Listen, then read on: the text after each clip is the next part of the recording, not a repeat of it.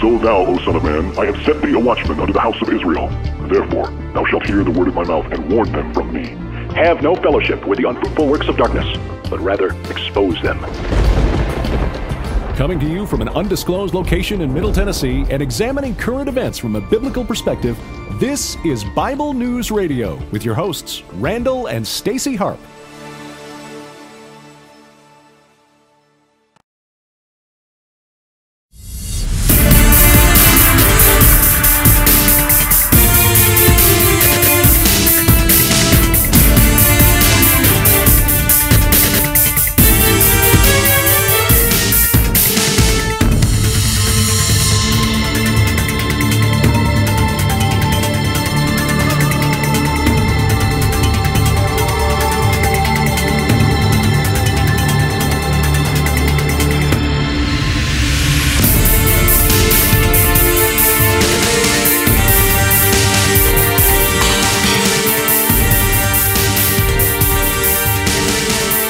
Hey everybody, I want to welcome you to this edition of Bible News Radio.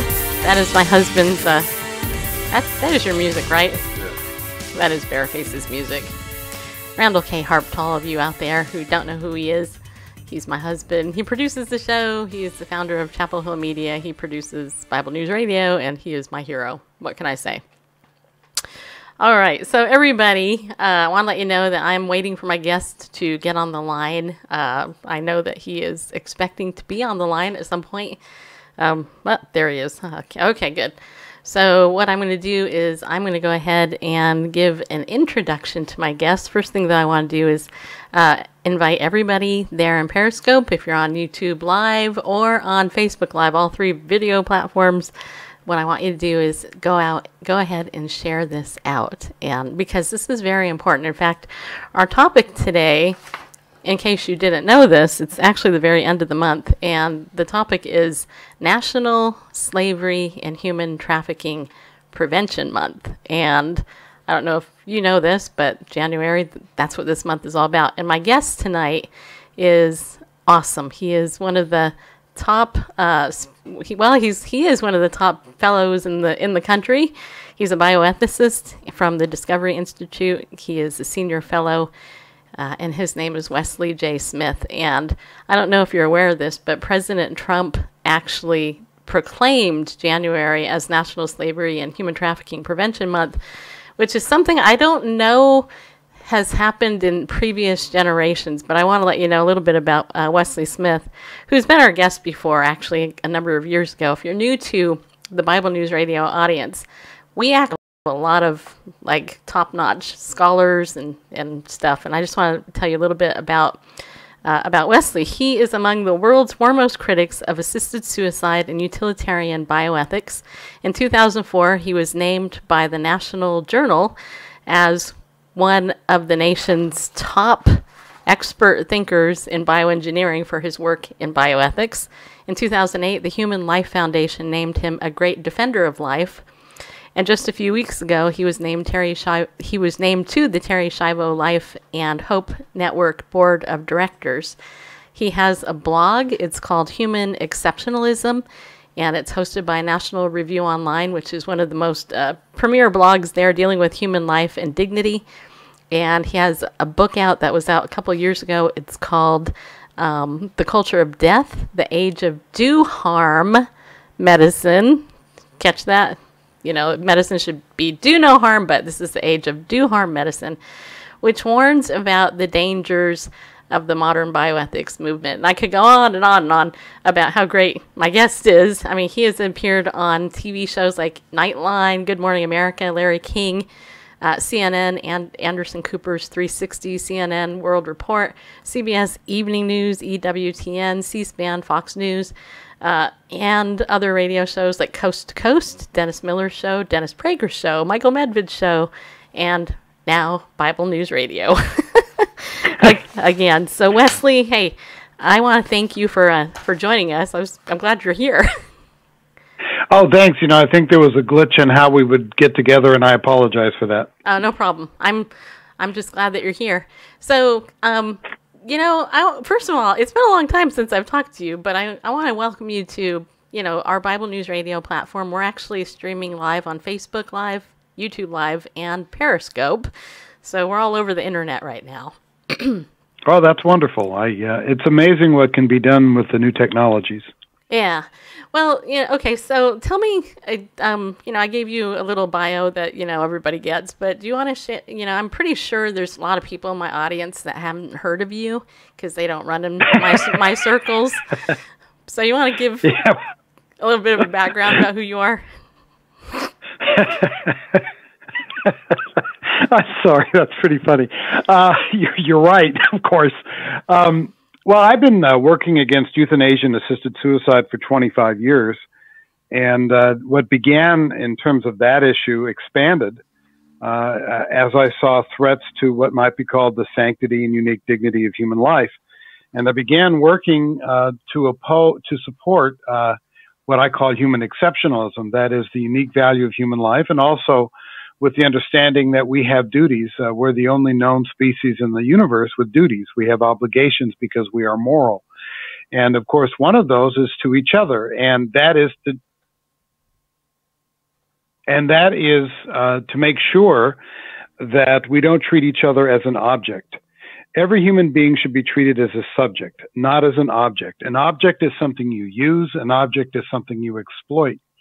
And that's why I was, as part of the Center on Human Exceptionalism at the Discovery Institute, we do deal with human trafficking, which is, and slavery, because that is a violation of the sanctity and dignity of human life, to treat a human being as if they were a slave, or to enslave them and treat them as if they were something that could be exploited and oppressed in that manner. That's why I was very happy when President Trump declared this the National Slavery and Human Trafficking Prevention Month. He's not the first president to do so, but I think it's important that he did it because I think more than any other president, this one has the ability to focus media attention on various issues, often in a negative way, but in this case, I think in a positive way. And what's really sad to me, I have to say, is that the co-director of the Center on Human Exceptionalism was my wonderful friend, John R. Miller, my friend and colleague. And unfortunately, he passed away a couple of months ago. And he would be the one who would normally have done this interview because he was George W. Bush's ambassador against human slavery and against human trafficking for 6 years at the Department of State. So he really knew this issue inside out. He had seen everything. I remember once asking John what was the worst thing he saw during his time of service for George W. Bush. He said, they did a rescue. He went along on a rescue and he saw children hanging in bamboo cages. Can you imagine? That kind of cruelty is almost beyond our understanding. I'd like to also, if I could, just to illustrate for your listeners, the depth of evil that we're dealing with. This is from an article John wrote in the summer of 2008 for the Wilson Quarterly. And the title, and it's online, so if people want to read it, it's called Human Trafficking, Call It What It Is, Slavery. And I'll just read one small paragraph. In Bangkok, I met a teenager named Lord at a Catholic shelter. She told me that her parents in the hills of Laos had sold her at the age of 11 to a woman who promised to educate her. She was then resold to a Bangkok embroidery factory where she was forced to sew 14 hours a day without pay. When Lord protested the first time, she was beaten. The second time, she was shot in the face with a BB gun. She was locked in a closet. Her captors poured industrial chemicals on her face. Bars across windows and doors kept Lord and other girls from leaving. They were finally rescued in a government raid. So this is the kind of thing we're dealing with. And what makes it even more insidious is that it all happens in the shadows. It happens in the dark alleyways. This is not something that, as in the antebellum slavery, where it was open and notorious and available to be seen by everyone. This happens in behind closed doors. And that makes it even more difficult to eradicate. And that's why it's important to bring attention to the issue. There are 20 to 30 million slaves in the world today. Think about that, 20 to 30 million. There are 600,000 to 800,000 cross-boundary trafficking each year. It is believed that in the United States alone, about 15,000 people are trafficked into our country each year. These are people who have been denied their rights, they've been deprived of liberty, and they're treated in abysmal conditions. So it's very important that we discuss it, and I really appreciate that opportunity. You know, I'm honored to be able to discuss it, and I know that you and I don't know each other very well. In fact, we really don't know each other at all, Wesley, do we? But you know, my background is as a marriage and family therapist, and I spent a number of years working with in a transitional living home, and I work with domestic violence, sex trafficking victims, people in Southern California, actually. And so I've actually had the privilege of working with some women and their children, unfortunately, that actually have been victims of human trafficking. And I can tell you, they were the stories that you hear behind closed doors as a therapist. Yes, you know, are mind blowing, and they're heartbreaking. You know, and yet at the same time, I have to tell you that some of the women I worked with, they became Christians, followers of Christ, and they had a joy that only He could give. That they got out of it somehow. So, you know, I know in our chat room right now, I have a couple of people who've made some comments saying that we have it right here in our backyard, and you just mentioned that. Can you tell us a little bit about how some of the ways that the human trafficking is actually happening? Like I've heard before, like the Super Bowl, is a big place and a big time when trafficking takes place. And can you confirm or deny that, and give us any other insight on that? I don't know about the Super Bowl, but I do know it would make sense because so much of this has to do with the sex industry. Yeah. 80% of the people who are trafficked approximately are women and girls. And most of those are forced into degrading sexual circumstances. For example, sometimes they're forced to perform or engage in activities for pornography films. Sometimes they're forced into prostitution. Girls are used, and children are often used that are trafficked are used in pornography, child pornography. So it's a very difficult thing. So in terms of the Super Bowl, I don't know about that particular location, but that would be a place where there would be a great deal of prostitution, and you would probably see it. I was recently on a tour of Texas, which is a conservative state, and I was touring medical schools and law schools around the state to discuss bioethical issues, not this issue. And I was just with my sponsor from Texas Right to Life, and I was talking to her as she was driving me, and she was telling me, I was really stunned that Houston is one of the centers of human trafficking in the United States. And I just found that really stunning. And then I did some further research on it, and I found out that the National Human Trafficking Hotline receives more calls from Texas than any other state, 15% of those coming from the Dallas-Fort Worth area.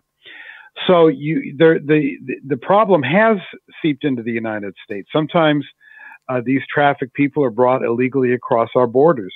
Sometimes they're lured here. They might get a visa and think they're coming to accept an educational benefit or something of that sort, and then they're whisked away into the secret world of sex trafficking or otherwise other forms of trafficking. Now, the government, through the Department of Homeland Security, is running something called the Blue Campaign. The Blue Campaign is trying to educate people about how to spot someone who may be trafficked. May I share some of that with you? Absolutely. I know we have a ton of people saying that they know it's also big in Ohio and other states too. I know in California it's huge too. So. Yeah. Yes, in fact, California is gigantic, particularly San Francisco, San Diego, and Los Angeles. So this is if these are indicators that you may be witnessing human trafficking. Does the person show signs of physical and/or sexual abuse, physical restraint, confinement, or torture? Does he or she appear to be deprived of food, water, sleep, medical care, or other necessities? Lack personal possessions? There are social indications too. Does the person work excessively long and/or unusual hours? Show sudden or dramatic changes in behavior? Act fearful, anxious, depressed, submissive, tense, or nervous or paranoid? Defer to another person or speak to him or her. Appear to be coached on what to say. Appear disconnected from family, friends, community organizations, or places of worship. Not have the ability to freely leave where they live.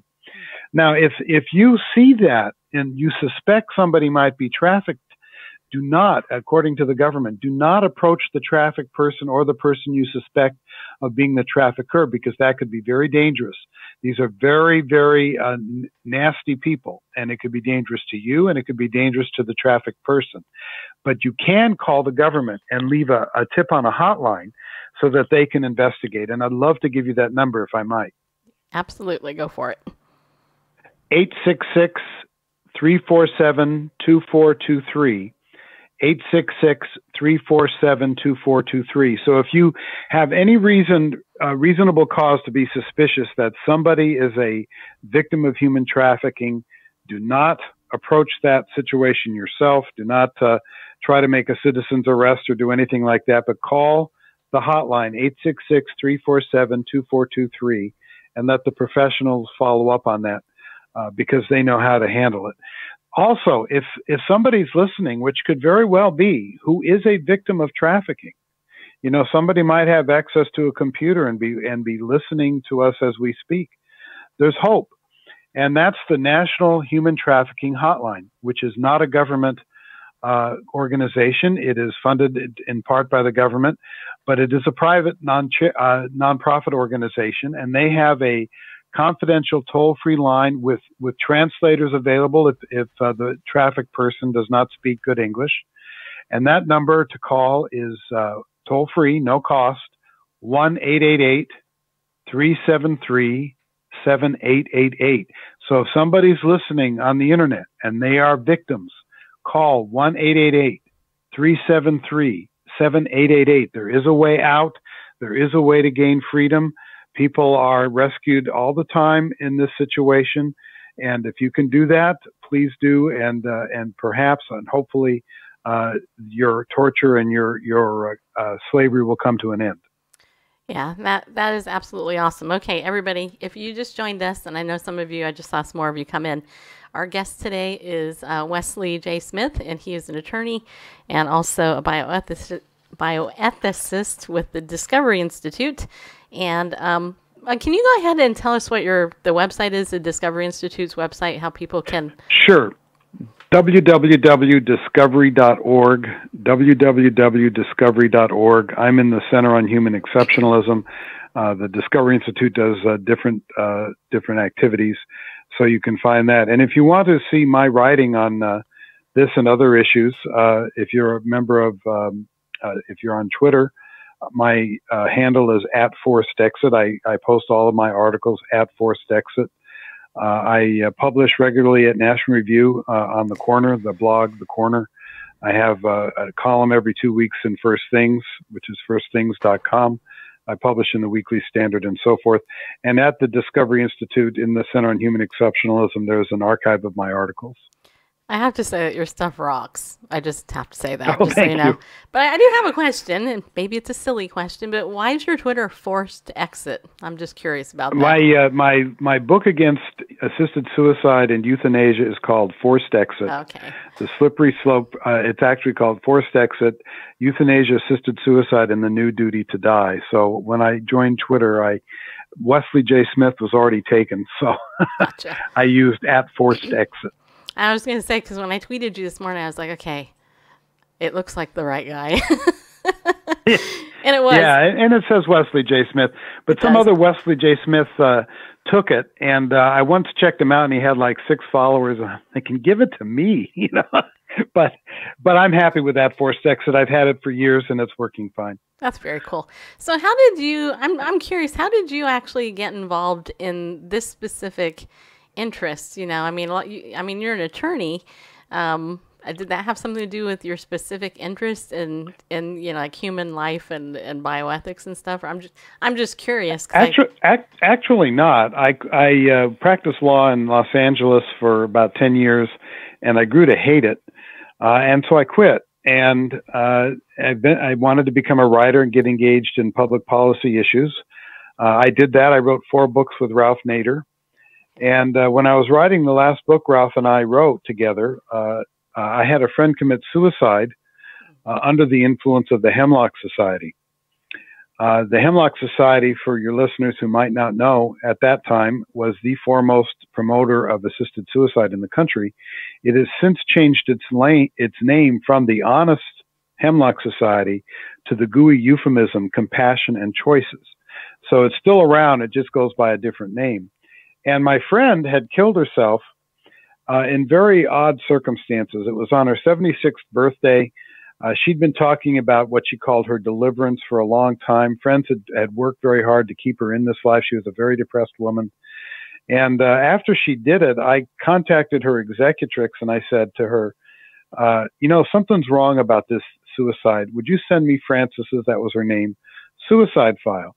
And I received it, and it was filled with Hemlock Quarterlies. They don't publish it anymore, but at the time it was a quarterly newsletter that taught people how to commit suicide, told them the best drugs to use, and my friend had underscored in yellow the drugs to take, how to use a plastic bag to make sure you died, and so forth. And I was so furious at this. I wrote a piece for Newsweek magazine called "The Whispers of Strangers." And that came out in November, on June 28th, 1993. That's, like I said, almost 25 years ago. I thought it was going to be a one-off. I was working with Ralph Nader. I was doing work that I found very fulfilling and enjoyable. Ralph had been my childhood hero with his work on auto safety and so forth. And I got so much hate mail from this piece. And by the way, if people want to read it, it's available very easily online. Just Google Wesley J. Smith, Whispers of Strangers. It'll come right up and you can read it. And I was so stunned at the amount of hate mail I received, letters telling me, euthanasia is noble. May you die painfully of cancer and this kind of thing. And I thought, what happened to my culture and where was I when it happened? And so I began to get engaged in this issue. I was kind of recruited by what is now called the Patients' Rights Council. At that time, it was called the International Anti-Euthanasia Task Force. And I offered to do some work. I offered my time to the cause because I was so concerned and so upset at what I was seeing. And before you know it, it became my full-time passion, you might say. And that led to other understandings of threats to the sanctity and dignity of human life in bioethics. So that's why I wrote the book Culture of Death that you referenced at the top of the show. The Radical Animal Rights, which led me to write a book called A Rat is a Pig, as a Dog is a Boy, The Human Cost of the Animal Rights Movement. Radical environmentalism, the stem cell issue, and so forth. All of these things touch on what it means to be human, the dignity of human life, and how we can best protect our liberty and our equality. And that's what I do. And of course, human trafficking is part of that. Right. And I'm smiling because I remember a rat is a pig, as a dog is a boy. I remember that's the last time I talked to you. Yeah, we did an interview. I remember you. It was... I'm hard to forget, right? You know why I remember you is your laugh. I like your laugh. Oh. And that's it's very charming in an interviewer. Oh, well, thank you. I appreciate it. It's funny. One of my monikers, I'm your sweet and lovable host. But my other underlying thing is that, I address tough topics with a light touch. Because, that's good. Because this is because, hard. these things can be very heavy. Yeah. And we have to face them, full on. We can't pretend they don't exist, but at the same time, you can't get so down that it destroys your life. I've seen people engaged in advocacy around these issues where their lives have been almost ruined, and in a few cases ruined, because it can become so oppressive. And so you have to understand that there's other things that can lift one up, and you engage that with your work. Yeah, I try, and but people like you give me a lot of hope. I mean, you're probably should a host say how old you are? I mean, I'm almost 50. Okay, so you're probably just you're a youngster. You're just a little bit older than me, is my guess. Just a tad. You're young enough to be my daughter. Well, there you go. And I would have been a young father, but you're young enough to be my daughter. Okay, and see, the reason I bring that up, though, is because your generation is, I was going to say dying out. That's probably not appropriate, but... Thanks a lot. We're not quite there yet. You're not there yet. But I'm a baby boomer. Yeah, I'm a baby boomer. We're not quite there yet. I'm on the very edge of that, I think. But you know what I mean? Like people like Phyllis Schlafly and, people like that who are a little bit older, even than you. Right. And, yeah, she was older than me. Thank you. Yeah, no, like my dad, he's 89. Okay, so my dad's 40 years older than me. But anyway, my point is, and I put my foot in my mouth very well. And I'm young enough to be your dad's son, so there you go. It's not unusual, but my point is, though, is that my generation and a little bit younger seems to be, how do I put this? Interested in a sense in like a social gospel, but almost without the gospel. It's hard to put. But I appreciate your work, though, because I learn. And, I have a master's degree in clinical psychology, but I interview tons of people who I think are way more smarter than I am, And, you keep me up on... Well, I think you'll notice in my work, I don't come at it from a religious perspective. Right. I come at it from as I say, human exceptionalism, but a human rights perspective. Because it's very important that people who are of faith be able to speak to people who aren't. For example, with regard to assisted suicide, if you say, well, assisted suicide is wrong because only God can take a life, and the person you're talking to says, well, I don't believe in God. Well, where do you go from there? I mean, if you're going to try to save lives, you have to be able to engage these issues. And there are so many reasons to not approve of assisted suicide. There's so many reasons to understand that a human being is not the same thing as a pig or a rat, that human beings have a special worth, that we are at the apex of a hierarchy of life, that we're not just carbon molecules, that there is an important distinction to be made between us and the rest of nature. That nature rights, they're trying to create rights for nature that are equivalent to human rights, is destructive, because that's basically saying all we are is another animal in the forest. And if that's how we perceive ourselves, that's precisely how we will act. So it's very important to be able to approach these issues, and I think the best way to do that, speaking to a general audience, is one from human rights. You cannot have universal human rights if each and every one of us doesn't have equal moral worth simply and merely because we're human. If you start to create distinctions, invidious distinctions, as happens in bioethics, for example, saying that some people have greater value than others based on cognitive capacities, well, then you're just going to create another group of people to oppress. And we're supposed to be getting out of that issue of oppressing some people.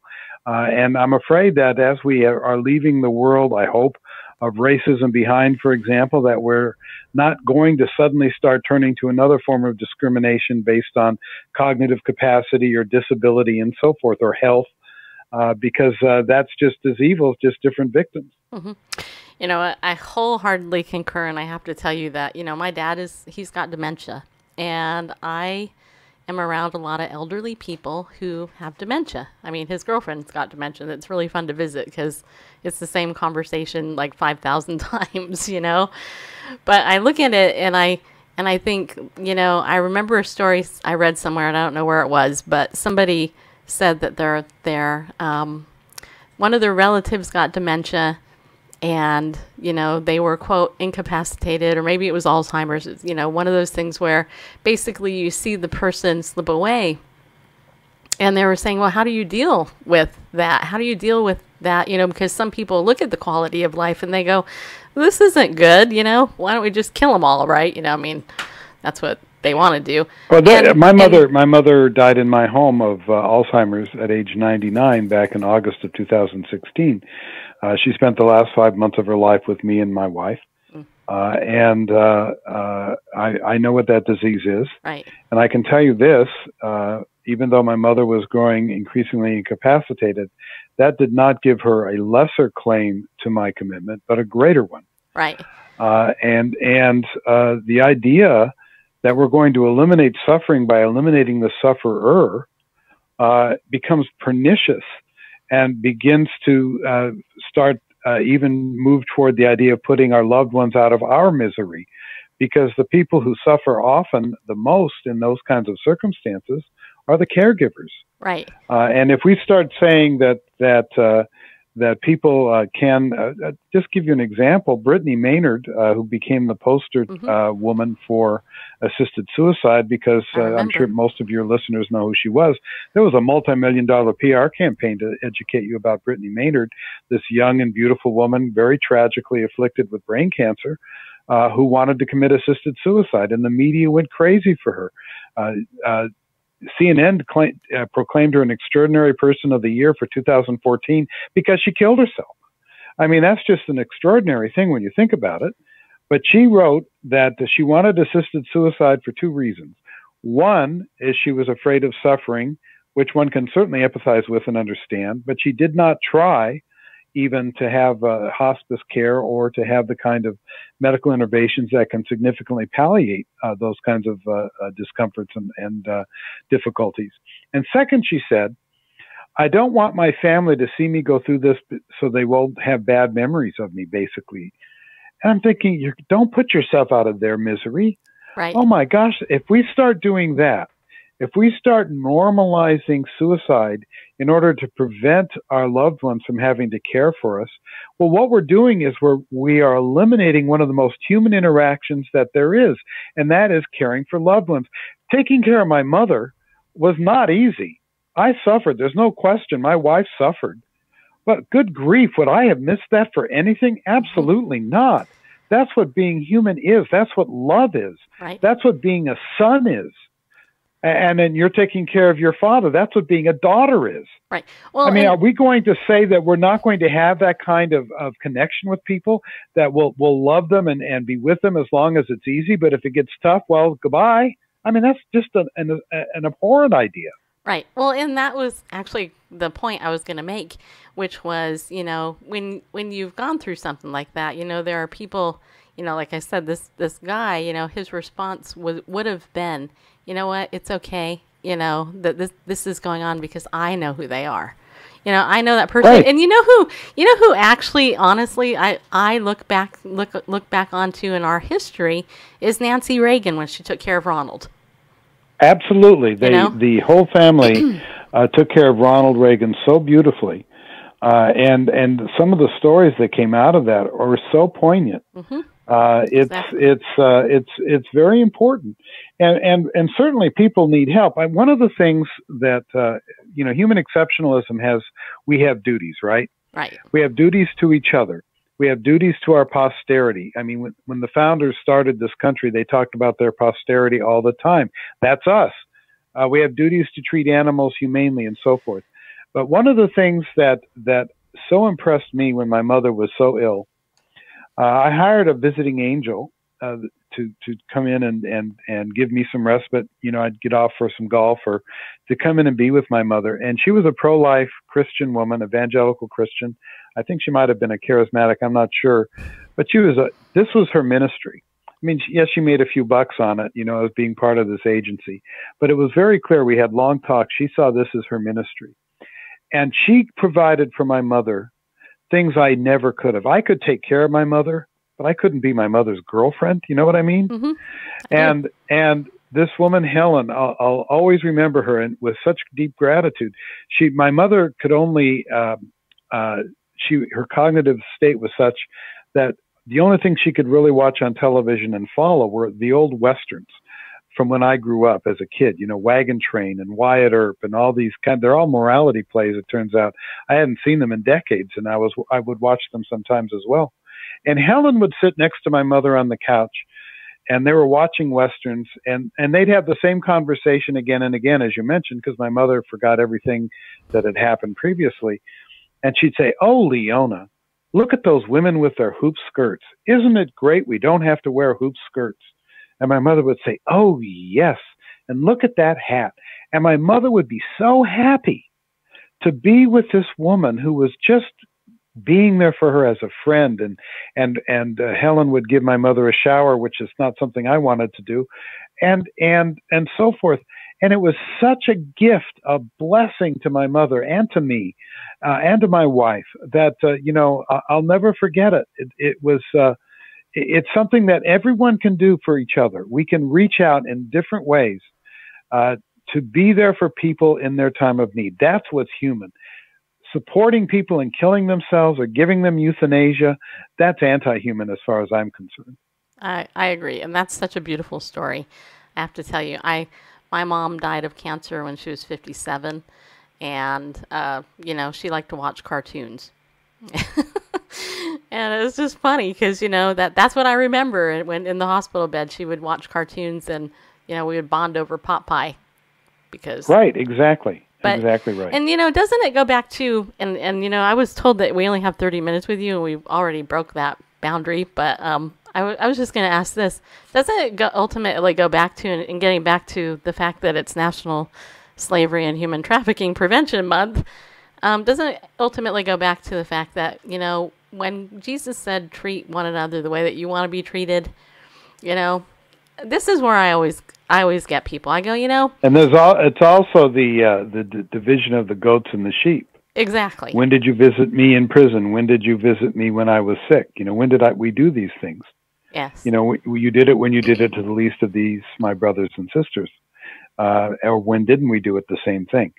That's positing upon us all, if we're Christians, a duty to reach out in different ways to care for people in their time of need. Mm-hmm. Blessed are the merciful, for they shall receive mercy. Yeah, I actually have a Kelly, a woman named Kelly just came into our chat room, said that she's a survivor of human trafficking. So, you know what? Very important. I'm very glad she got out of it. Yeah, and that's why we're here, and just going back to my point, what if it was us, right? What if it was us? We just recently saw a horrific story of that family, the so-called Christian family that was tying up their children. That wasn't human trafficking, but it was certainly human abuse and slavery. Yes, exactly. That's a form of it. Sure it is. So, it's slavery. It's like we just have to reach out and care. And I'm glad that you're on the forefront, and I want to respect your time though. So. Well, thank you. Just before I go, let me give those numbers again, if I might. Yes. On human trafficking. If you believe you see someone who is being trafficked, do not approach them yourself. Do not approach the suspected trafficker, because that could be very dangerous. But call the government tip line, and that's toll free 1-866-347-2423. 866-347-2423. If you are a victim of human trafficking and are listening, there is help at the National Human Trafficking Hotline, and that's at 1-888-373-7888, 1-888-373-7888. There you go. And I do have these written down. We'll put them in our show notes, too, afterwards. Great. So, can I ask you one last question? Sure. Are you working on any new books? Actually, no. I have one in my head, but I haven't started working on it yet. Okay. It's going to be about the threat of anti-humanism coming in the future, the futuristic stuff, the artificial intelligence, and the idea that we should seize control of our own evolution, the transhumanist movement. So yeah. I'm cogitating on that. I write about it, but I'm wondering whether it might be worthy of a book, so I'm thinking about it. You know what? I can tell you that it will be, and I don't know if you know who Tom Horn is, but I do. Yeah, Tom's written a lot. He interviewed me on transhumanism. Yes. Did he? Okay, so are you familiar with 2045.com then? The website. That I'm not familiar with. Ooh, go to 2045.com. It's all about. All right, I'll do that. It's all about the global future 2045. If you just watch the video on the front page, it kind of creeped me out. But 2045.com. I'll check it out. Yeah. But transhumanism is a very real danger. It's like the eugenics movement. It's coming out of the high university, and it basically denies human exceptionalism and presumes the right to change us through genetic engineering and other crazy things like uploading ourselves into computers so we can live forever. I hate to tell the transhumanists, if you uploaded your mind into the computer, that wouldn't be you. Right. Whatever that software was, you'd still be dead. Yeah. Well, in the website 2045.com, it literally lays out the plan that they actually have to do that. I mean, these people are godless and they're trying to be God. I mean, that's ultimately the bottom line. It's a materialistic religion. Right. And but having denied having mainly being atheist, that there's no hope in carbon molecules being the source of all life, right? So they're trying to create hope in a materialistic sense, to create a materialistic New Jerusalem. They have an eschatology, and I've written about it. And if people want to read what I've written about that, just Google Wesley J. Smith and then put in transhumanism, and my pieces will come up. Very cool. Well, I will check those out. I'll tweet you later after the show. All right. Thanks a lot. Okay, thanks. Okay, everybody. So that was awesome. I don't know about you, but that was like totally made my day, just so you know. That was Wesley J. Smith. And if you guys don't know his work, seriously, go over to the Discovery Institute. Go to discovery.org. I guess it's /human, right, Randall? Yeah. And you can get his stuff. Didn't you love him? Oh my gosh. I could talk to him like for hours. I just could. Just obviously, because I could. Yeah, right, Tommy? So I want to say hi to some of you who are actually still in Periscope. There's Dottie and Liz and Tommy and Mia. And I don't know if I don't know where everybody else is, but I thought that this was good. Diana's in here, and we also have Melanie came back. Melanie, my number 2 super fan. I'm sorry, Melanie. I have to tease you just a little bit. Okay, so here's what we want to do right now. I actually have a couple of news stories I want to tell you guys about that I looked at today that I thought were interesting. And then tomorrow, my guest had to reschedule because she has a commitment with her children in the evening. So we're going to be looking at some more news tomorrow night, which will be interesting. But we want to thank our sponsor, Ariel Ministries. Without them, well, we wouldn't have a big, huge sponsor. So, so I'm very thankful for Ariel Ministries. If you go to ariel.org and use the coupon code Bible News, you can buy anything in their store and get 20% off. In fact, if you watched earlier, Randall did the Daily Disciples show. And if you happen to watch the archive right now and you don't know about Daily Disciples, this is where my husband, Randall, actually teaches the Bible and sometimes uses Ariel's stuff. Sometimes he uses his own stuff, but it always comes out of God's Word, which is the most important thing. Also, Ariel Ministries has a gift for all of us this month, and it's it's pinned on my Twitter page at Bible News Radio. It's the pinned tweet. You can download it.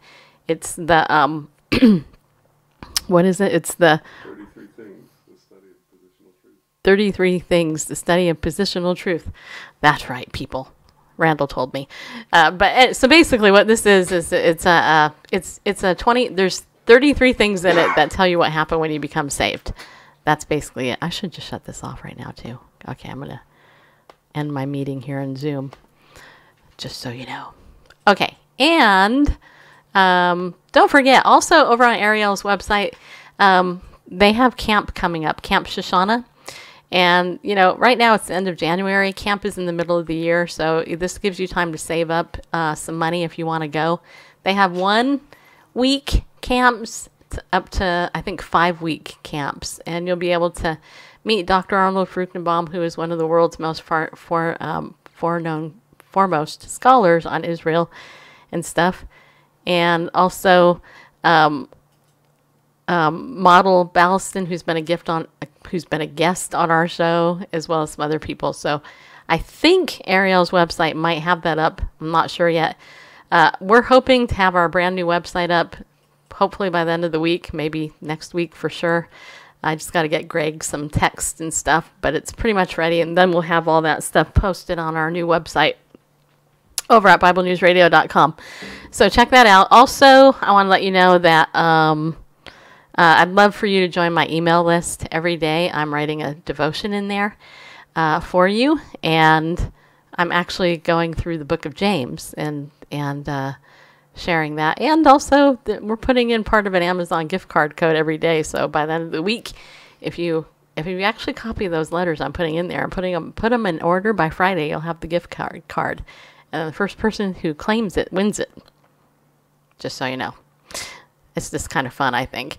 And we give you the recap of the prior day's show, my speaking interviews and things. In fact, tomorrow, if you're around at 11 o'clock Central Time, Owen Video is going to be interviewing me on his show. And he is actually going to be talking to me. They asked me earlier today. This is actually his business podcast. I initially thought I was going to be on his Christian podcast, but now he's actually having me on his business podcast.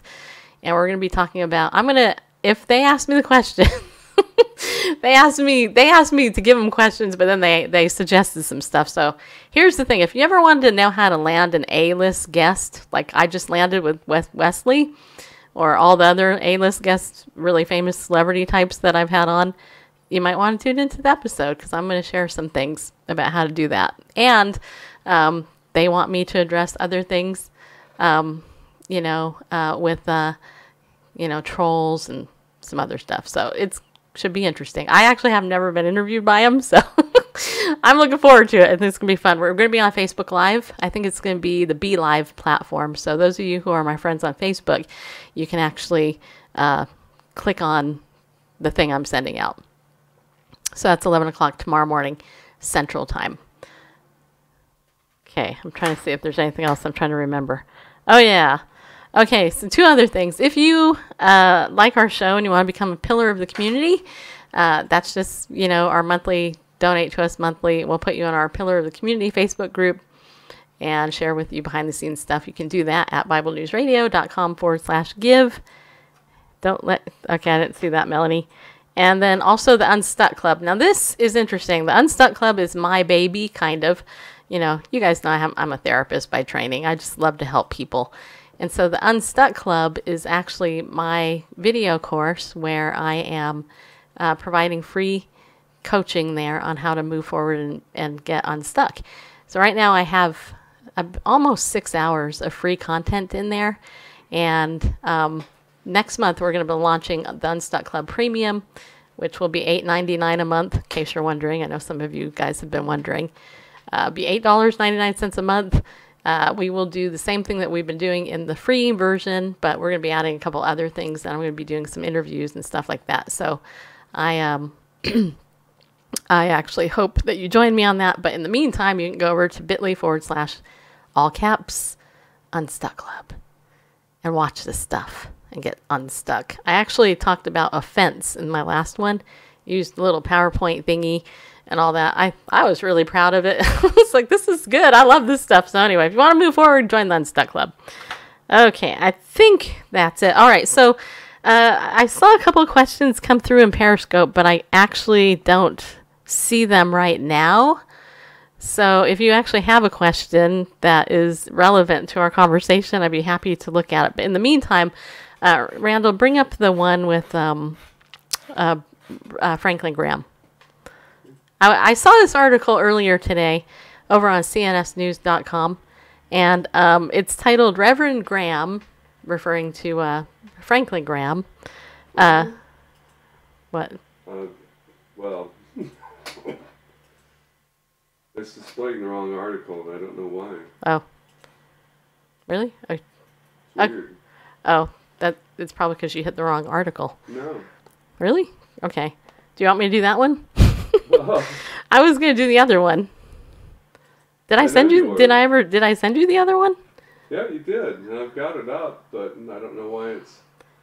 You do a little reconnect here. By the way, thank you for those hearts, people on Periscope. I don't know if anybody's watching on Facebook, but if you are, hello, Facebook. I don't know if you are. If you're on YouTube, hi. Okay, so here's the thing. Reverend Franklin Graham, he wrote this article, or was quoted in an article by Michael W. Chapman, and the title is Trump defends the Christian faith more than any president in my lifetime. Now, I know there's a lot of people out there who bag on President Donald Trump. I get it. But you know what? I actually like the man. And, you know, me and Tommy actually were talking about this after the show last night. I like Tommy, just so you know. I like Donald Trump, though, because, you know, honestly, he says it the way it is. And apparently, let's just say this, a whole bunch of people in America like him because he became our president, people. So those of you who are having a fit over the fact that Trump is our president, you need to build a bridge and get over it, because we suffered under Obama nation for 8 years, and now you can suffer with, you know, Trump. If you'd like, you can pack your bags and you can leave America and go someplace else where you're not as free to complain and gripe and you know, I was going to say, you know what you already know what I was going to say. I was going to say a bad word, but anyway, where you can itch about whatever it is you want somewhere else, okay? Just say. Okay, anyway, so this is what Michael Chapman wrote. He wrote, commenting on President Donald Trump's first year in office, Christian leader Franklin Graham said the left and the media have attacked Trump since day one and want to destroy him, and that's true. But that the economy's tremendous growth is benefiting everyone, in that it is refreshing to have a president who is not afraid to say Jesus and end cabinet meetings in the name of Jesus. By the way, we're going to talk about that in just a second. Reverend Graham added that liberals hate the name of Christ, and Trump has been defending Christians. He defends the Christian faith more than any president in my lifetime. Asked about Trump's first year on Fox News Insider, January 21st, Reverend Graham said, well, first of all, I'm just grateful to the president. I find him to be an honest person. I find him to be a person who is concerned about the religious freedoms of Americans, but not just here in this country. He's concerned about the religious freedom of people in other countries. Thus, the guest we just had, because that all ties in. So I applaud what he has done this first year, even though he has been attacked since day one, said Graham. The left is trying to destroy this man. It's almost like we're in the middle of a digital coup, and that's what it is, a digital coup. They want to force him out of office. They want to take control of our government. We need to pray for this man. Okay, so let me just stop right there for just 1 minute. So I started a campaign, albeit it's just my campaign, Pray for 18, right? Hashtag pray, FOR 18. Pray for 18 means the challenge is pray for 18 minutes a day, people. So the question is, are you praying for President Donald Trump? Are you praying for Vice President Mike Pence? Are you praying for the cabinet, like Dr. Ben Carson and my friend Dr. Charmaine Yost, and other people who work inside the Trump administration who are actually well-known, very devout people of Christian faith? And I'm not talking, you know, weirdo faith. I'm actually talking biblical faith. They actually believe the Bible. They read it. They've advocated for Christ for years, decades. I was going to say centuries, but that would be a lie because, you know, they're not that old. Anyway, so the thing is, are you praying for President Trump? Take 1 minute a day. Hey, why not? Get your phone, set the timer, and then pray for one whole minute for the president. And guess what? You'll be obeying the Bible. First of all, it says to pray for our leaders, and then you only have 17 minutes left to pray if you want to, you know, have a goal standard. So anyway, the article goes on to say, President Trump succeeds, we all succeed, said Reverend Graham. If he fails, we all fail. The tax cut is going to help all Americans, regardless if the tide comes up, all the boats float. The tide is coming up, and we need to take advantage of this opportunity. When asked if the people at the Women's March were attacking the president out of ignorance, Reverend Graham said whether they're missing his approach or not, it's working. ISIS has basically been defeated in Iraq and Syria. They're on the run. We need to give him credit for that. To which I would say yes, absolutely. The economy, 8,000 points on the Dow. That's incredible, said Graham. 31% growth, and that hasn't happened since FDR. This benefits everybody. If you got a 401k, you are benefiting. And for me, as a Christian, it supports the work that we do. Whether you're an atheist, whether you're a Catholic, a Protestant, or a Jew, it doesn't matter, said Graham. We're all benefiting from this man. He's a businessman. He's not a politician, and that's what I think is so good. He's a businessman who's trying to fix a broken system said Graham. It doesn't mean he's perfect. He's no president perfect. He's got his flaws like we all do, but he is certainly trying to fix this nation so it will be better for my grandchildren and his grandchildren. As for the persecution of Christians here and abroad, Reverend Graham said, let's just take Christmas where the secular world wants to take Christ out of Christmas. That's why they have happy holidays, happy Xmas. It's the name of Jesus Christ that they hate. The world is attacking Christians because they hate the name of Christ, he said, and President Trump has been defending Christians. I find this refreshing to have a president who's not afraid to say Jesus. He's not afraid to have prayers where people end in the name of Jesus. We've never had this, not in my lifetime, said Reverend Graham. He defends the Christian faith more than any president in my lifetime. And that's how the article ends. And I have to tell you, honestly, as somebody who wrote for 8 years for the Voice of the Martyrs, I wrote their blog for 8 years. 8 years. 8 years. 5 days a week. 3 blog posts a day. 15 posts a week on Christian persecution. I know the subject pretty well, just so you know. To have a president that actually cares about Christians all over the world as opposed to just, over here in America, to me, that touches my heart because most Christians don't have any idea. And you know what? Last night, Pastor Tommy, actually said some really sweet things to me and about me and about my boldness. And I have to tell you, Tommy, I've been thinking about it. And, one of the things that I think it's an interesting classroom God has me in. He's got all of us in a classroom, right? We're all in a classroom.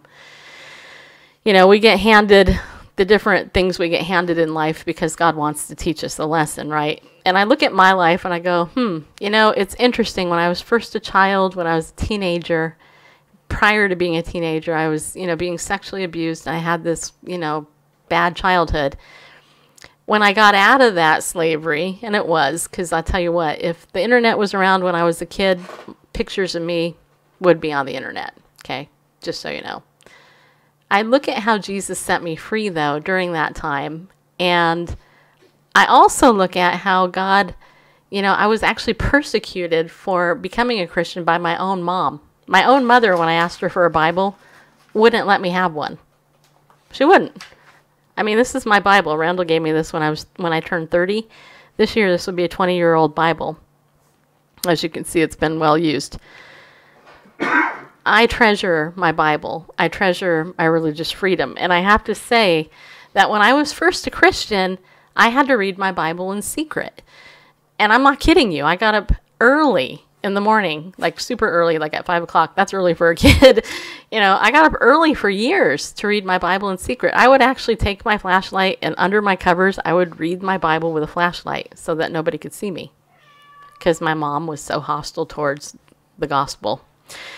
And anyway, so then I look at my life, I look at the different things that, I've struggled with and the recovery that I've gone through and through a series of unique circumstances, all these years later, I get to write about Christian persecution. Was that a mistake? Was it a mistake that I could identify even on a little dinky level about Christian persecution? And then, I learn about these various things in the mental health field and, all these other issues that really go back to life, right? And it goes back to freedom as a human being. God created us with free will. And I think a lot of Christians take that for granted. We abuse our free will by not doing the good stuff. We're comfortable, we're lax, we're like little marshmallows, for lack of a better way to put it. You're a marshmallow. Actually, Amy Grant many years ago wrote a song called Fat Baby, and you could probably find it on YouTube.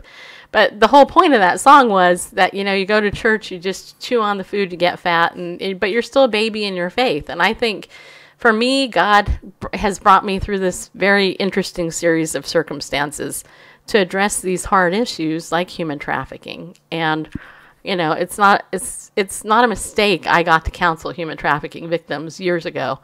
It's not a mistake that some of my best friends, Dr. Jennifer Fee and some others that I know, actually still work with these people in their practices and stuff.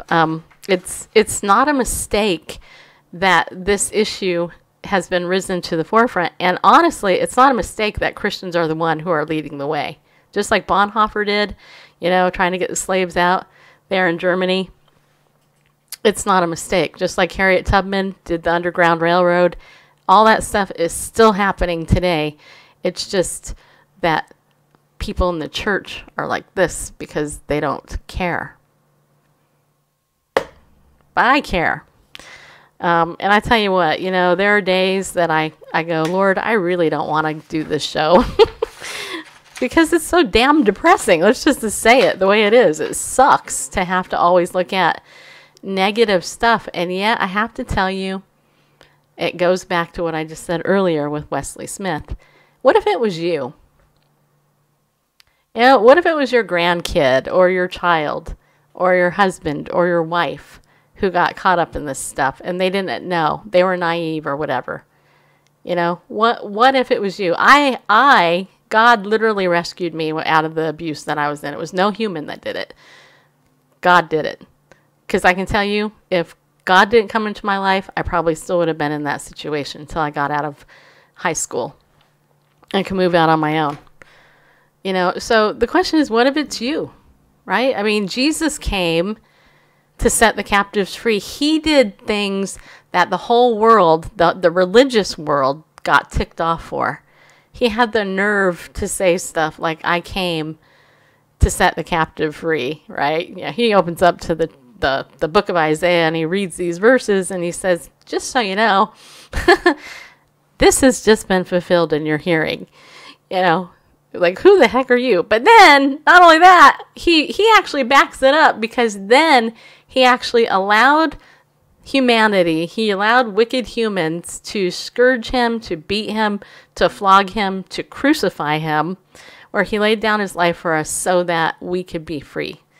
And the thing is he didn't just ultimately lay down his life, he actually came back to life. And to me, that's why I do what I do, because Jesus is alive, you guys. And he is coming back again. And Christian, one of the questions somebody's asked me, well, how do you withstand critics and blah, blah? I look at critics one of two ways. Either, number one, they are almost a believer, because I look at them and go, man, if they were that zealous for Christ, that would be so awesome. That would be like totally cool. I could see that person just being the massive evangelist for Jesus. Because remember, Saul was a persecutor of Christians. And then God got his heart. And the very first thing he said to him was, Saul, Saul, why are you persecuting me? So, persecution comes often before conversion of these people. And then Paul was converted, right? So, and, most of the New Testament was penned by him under the inspiration of the Holy Spirit. And the other thing, I think, when you get people who are haters or whatever, is, what the Bible talks about. Okay, I'm getting all tangled up in my thing. The Bible talks about how some are actually turned over, right? I mean, there are vessels of destruction, vessels of dishonor, and vessels of honor. If you are in Christ, you are a vessel of honor. But you know what? There are some that have been appointed to destruction. And I can hear some people go, so you're just saying God sends certain people to hell and not other people. No. What I'm saying is that he gives us free will, and those people, they ultimately choose their decision. And so, you have to look at it and go, ultimately, if we're going to live like Christ, we might end up dying like Christ. As for me and my household, we will serve the Lord. And I have to say that I don't think I'll die a martyr's death, but if God calls me to it, he will give me the grace to do so. In the meantime, dealing with people who are just going to call me names or whatever, I don't really care, because they don't define me. Who does? This does. The Bible does. And you can have your confidence in Scripture and who you are in Christ if you actually read the Bible and listen to it, follow it, and all that. So anyway, so tomorrow we will talk more about some of the other headlines. Tomorrow There's some atheists who are targeting Dr. Ben Carson, and there's some attacks on evangelicals in Israel. I have some news stories we'll look at tomorrow. But if you haven't signed up for my email list, go over to BibleNewsRadio.com. Please sign up for it. And join us back here tomorrow night at 7 p.m. Central Time. I want to thank all of you who have watched on Facebook Live. If you've watched this far on YouTube Live, don't forget to subscribe to us on youtube.com/Bible News Radio. And those of you, especially on Periscope, who joined me and you joined Randall, thank you for coming in and being a part of our community here. We love you and appreciate all you do. And remember, be bold, stand up, and go with God. Because you know why, you guys? He really does love you. And if nobody has told you that you're loved, you can always know that Jesus loves you. It's not just a saying, it's reality.